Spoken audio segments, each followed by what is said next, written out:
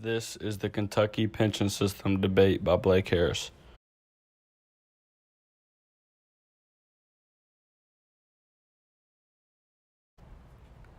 The state of many Kentucky teachers and other public service employees is greatly at risk. Governor Matt Bevin and other Kentucky lawmakers are trying to change the pension system for those who are new to the profession and those who are either near or in retirement.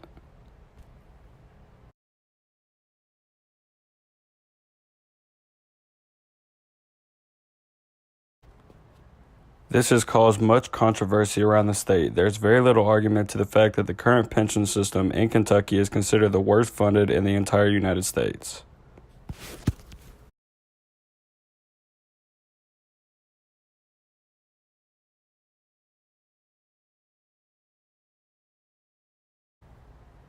One of the issues at hand is the fact that teachers do not pay into a traditional pension system such as a 401k or into Social Security programs.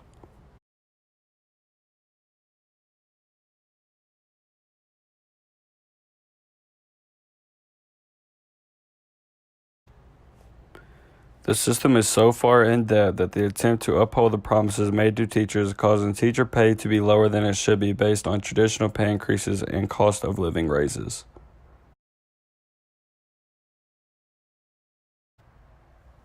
One solution that has been presented is the idea of a hybrid plan. Under this type of plan, new teachers would be paying into a traditional pension system and a 401k system.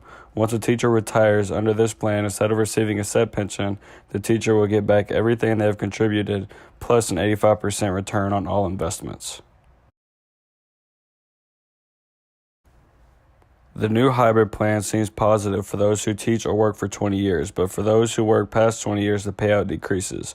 Teachers today, on average, work well past the 30-year mark, so this system would not be beneficial if this trend continued.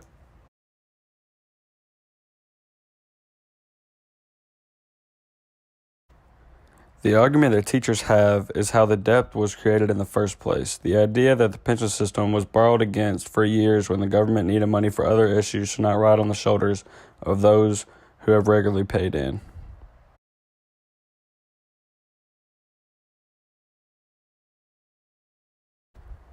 Teachers pay a portion of their check every time they get paid, and this money is not free for the taking. Teachers acknowledge that there is room for improvement, but it is unfair to hold them accountable for mistakes that they had no control over in the beginning.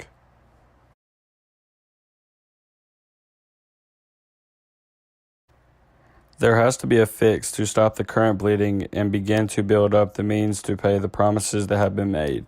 Teachers are hurt and angry and are tired of people like Matt Bevin calling them selfish, short-sighted, and those feelings lead to mistrust and deception.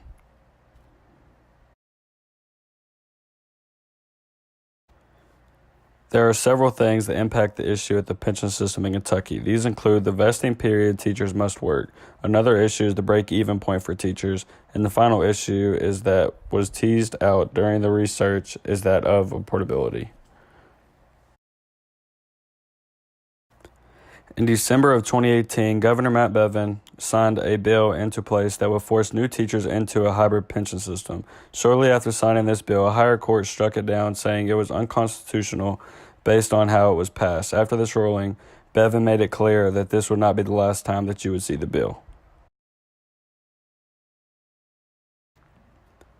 Matt Bevin held true to his word, and he decided to try to get makeup of the pension decision making board change. One of the changes included that at least one position would be appointed by Bevin and would give him an extra say in how the pension system would be controlled.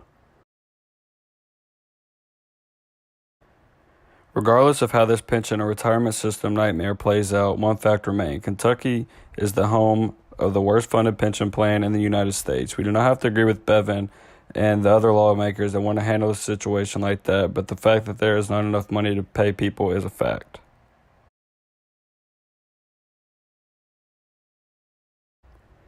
Kentucky has to make some fast changes if we're going to survive the crisis that is already in place. The issue is so unique because regardless of how you feel about how to solve this problem, you have to come to terms with the fact that there is a problem and something must be done.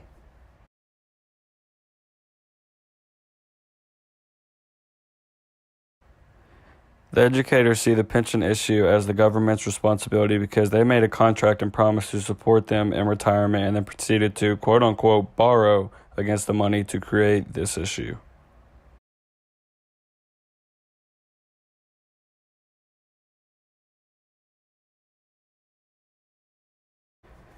The government sees the pension issue as a joint responsibility because they feel that enough has not been paid in and too much is being taken out.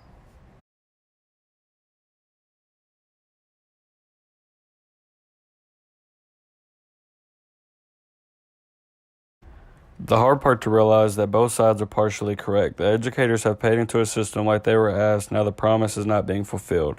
The government is also correct in the fact that regardless of how we got here, the means to pay is no longer here.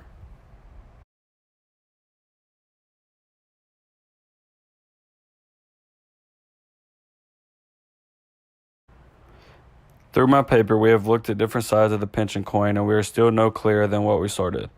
This is unfortunately something that will not be solved anytime soon.